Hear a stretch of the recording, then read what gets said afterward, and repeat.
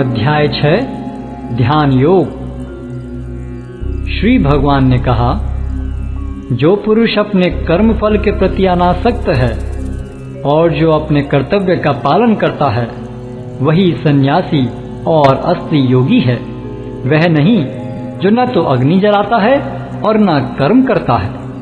हे पांडुपुत्र, जिसे सन्यास कहते हैं उसे ही तुम योग अर्थात पर ब्रह्म से युक्त होना जानो, क्योंकि इंद्रिय तृप्ति के लिए इच्छा को त्यागे बिना कोई कभी योगी नहीं हो सकता।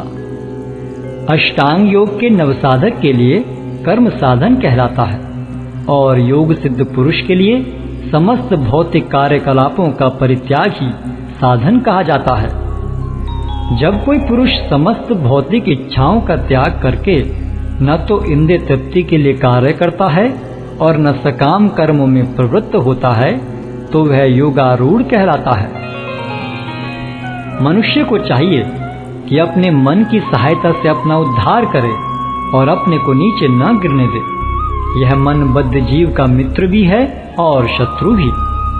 जिसने मन को जीत लिया है उसके लिए मन सर्वश्रेष्ठ मित्र है, किंतु जो ऐसा नहीं कर पाया उसके लिए मन सबसे बड़ा शत्रु बना रहेगा। जिसने मन को जीत लिया है उसने पहले ही परमात्मा को प्राप्त कर लिया है, क्योंकि उसने शांति प्राप्त कर ली है। ऐसे पुरुष के लिए सुख दुख, सर्दी गर्मी एवं मान अपमान एक से हैं। वह व्यक्ति आत्म साक्षात्कार को प्राप्त तथा योगी कहलाता है, जो अपने अर्जित ज्ञान तथा अनुभूति से पूर्णतया संतुष्ट रहता है। ऐसा व्यक्ति अध्यात्म को प्राप्त तथा जितेंद्रिय कहलाता है।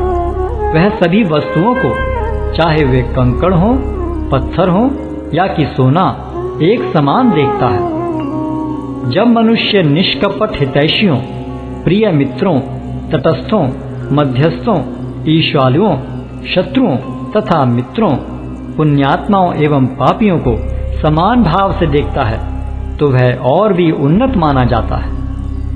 योगी को चाहिए कि वह सदैव अपने शरीर, मन तथा आत्मा को परमेश्वर में लगाए, एकांत स्थान में रहे और बड़ी सावधानी के साथ अपने मन को वश में करे। उसे समस्त आकांक्षाओं तथा संग्रह भाव की इच्छाओं से मुक्त होना चाहिए। योगाभ्यास के लिए योगी एकांत स्थान में जाकर भूमि पर कुशा बिछा दे और फिर उसे मृगछाला से ढके तथा ऊपर से मुलायम वस्त्र बिछा दे। आसन न तो बहुत ऊंचा हो न बहुत नीचा, यह पवित्र स्थान में स्थित हो। योगी को चाहिए कि इस पर दृढ़ता पूर्वक बैठ जाए और मन, इंद्रियों तथा कर्मों को वश में करते हुए तथा मन को एक बिंदु पर स्थित करके हृदय को शुद्ध करने के लिए योगाभ्यास करे।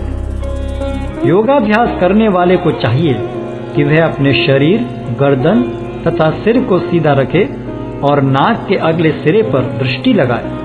इस प्रकार वह अविचलित तथा दमित मन से, भय रहित, विषयी जीवन से पूर्णतया मुक्त होकर अपने हृदय में मेरा चिंतन करे और मुझे ही अपना चरम लक्ष्य बनाए। इस प्रकार शरीर, मन तथा कर्म में निरंतर संयम का अभ्यास करते हुए संयमित मन वाले योगी को इस भौतिक अस्तित्व की समाप्ति पर भगवत धाम की प्राप्ति होती है। हे अर्जुन, जो अधिक खाता है या बहुत कम खाता है, जो अधिक सोता है अथवा जो पर्याप्त नहीं सोता, उसके योगी बनने की कोई संभावना नहीं है। जो खाने, सोने, आमोद प्रमोद तथा काम करने की आदतों में नियमित रहता है, वह योगाभ्यास द्वारा समस्त भौतिक क्लेशों को नष्ट कर सकता है।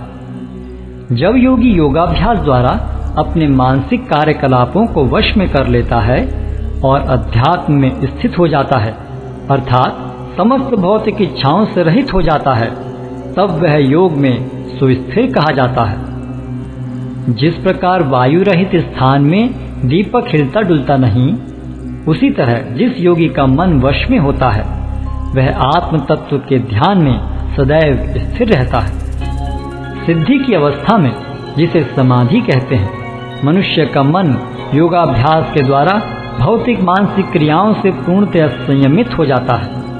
इस सिद्धि की विशेषता यह है कि मनुष्य शुद्ध मन से अपने को देख सकता है और अपने आप में आनंद उठा सकता है।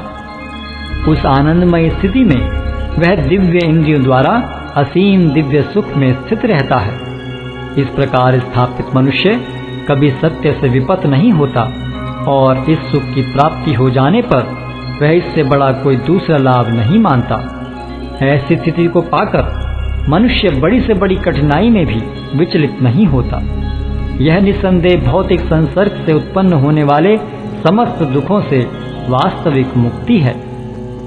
मनुष्य को चाहिए कि संकल्प तथा श्रद्धा के साथ योगाभ्यास में लगे और पथ से विचलित न हो। उसे चाहिए कि मनोधर्म से उत्पन्न समस्त इच्छाओं को निरपवाद रूप से त्याग दे और इस प्रकार मन के द्वारा सभी ओर से इंद्रियों को वश में करे।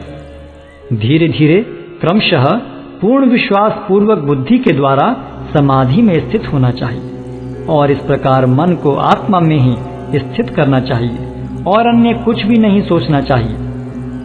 मन अपनी चंचलता तथा अस्थिरता के कारण जहाँ कहीं भी विचरण करता हो, मनुष्य को चाहिए कि उसे वहां से खींचे और अपने वश में लाए।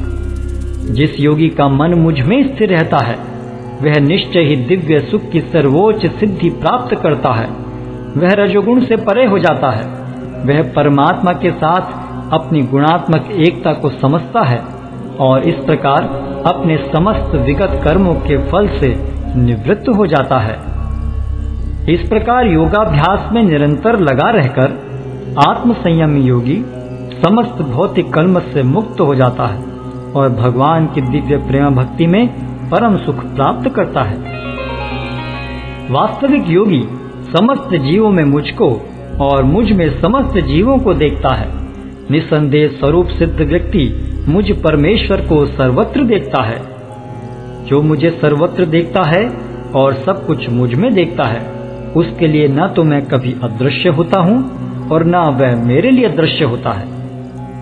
जो योगी मुझे तथा परमात्मा को अभिन्न जानते हुए परमात्मा की भक्ति पूर्वक सेवा करता है, वह हर प्रकार से मुझ में सदैव स्थित रहता है।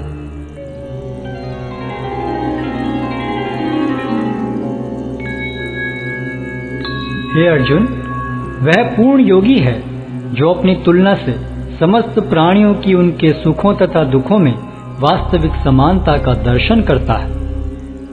अर्जुन ने कहा, हे मधुसूदन, आपने जिस योग पद्धति का संक्षेप में वर्णन किया है वह मेरे लिए अव्यवहारिक तथा असहनीय है, क्योंकि मन चंचल तथा अस्थिर है। हे कृष्ण, क्योंकि मन चंचल, उच्छृंखल, हठीला तथा अत्यंत बलवान है, अतः मुझे इसे वश में करना वायु को वश में करने से भी अधिक कठिन लगता है। भगवान श्री कृष्ण ने कहा, हे महाबाहु कुंती पुत्र, निसंदेह चंचल मन को वश में करना अत्यंत कठिन है, किंतु उपयुक्त अभ्यास द्वारा तथा विरक्ति द्वारा ऐसा संभव है।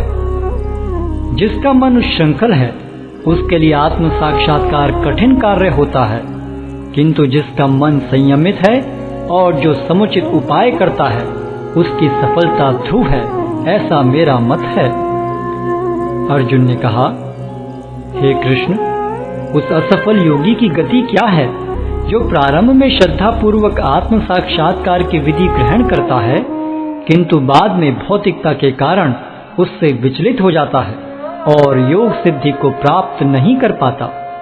हे महाबाहु कृष्ण, क्या ब्रह्म प्राप्ति के मार्ग से भ्रष्ट ऐसा व्यक्ति आध्यात्मिक तथा भौतिक दोनों ही सफलताओं से च्युत नहीं होता और छिन्न भिन्न बादल की भांति विनष्ट नहीं हो जाता, जिसके फलस्वरूप उसके लिए किसी लोक में कोई स्थान नहीं रहता? हे कृष्ण, यही मेरा संदेह है और मैं आपसे इसे पूर्णतया दूर करने की प्रार्थना कर रहा हूँ। आपके अतिरिक्त अन्य कोई ऐसा नहीं है जो इस संदेह को नष्ट कर सके। भगवान ने कहा, हे प्रथापुत्र, कल्याण कार्यों में निरत योगी का न तो इस लोक में और न परलोक में ही विनाश होता है। हे मित्र, भलाई करने वाला कभी बुराई से पराजित नहीं होता। असफल योगी पवित्र आत्माओं के लोकों में अनेकानेक वर्षों तक भोग करने के बाद या तो सदाचारी पुरुषों के परिवार में या कि धनवानों के कुल में जन्म लेता है। अथवा वह ऐसे योगियों के कुल में जन्म लेता है जो अति बुद्धिमान है। निश्चय ही इस संसार में ऐसा जन्म दुर्लभ है। हे कुरुनंदन, ऐसा जन्म पाकर वह अपने पूर्व जन्म की दैविक चेतना को पुनः प्राप्त करता है और पूर्ण सफलता प्राप्त करने के उद्देश्य से वह आगे उन्नति करने का प्रयास करता है। अपने पूर्व जन्म की दैवी चेतना से वह न चाहते हुए भी स्वतः योग के नियमों की ओर आकर्षित होता है। ऐसा जिज्ञासु योगी शास्त्रों के अनुष्ठानों से परे स्थित होता है और जब योगी समस्त कलमश से शुद्ध होकर सच्ची निष्ठा से आगे प्रगति करने का प्रयास करता है तो अंततो गत्वा अनेकानेक जन्मों के अभ्यास के पश्चात सिद्धि लाभ करके वह परम गंतव्य को प्राप्त करता है। योगी पुरुष तपस्वी से, ज्ञानी से तथा सकाम कर्मी से बढ़कर होता है।